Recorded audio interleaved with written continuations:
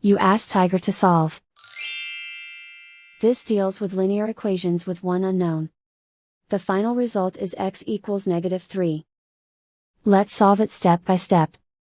Group all x terms on the left side of the equation. Subtract 4x from both sides. Group like terms.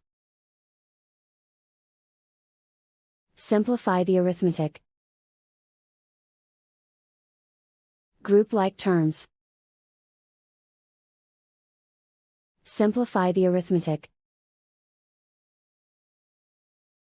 Group all constants on the right side of the equation.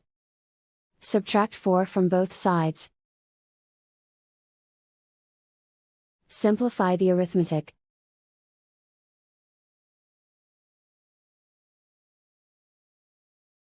Isolate the x. Divide both sides by -2. Cancel out the negatives. Simplify the fraction. Move the negative sign from the denominator to the numerator. Find the greatest common factor of the numerator and denominator. Factor out and cancel the greatest common factor. And so the final result is x equals -3.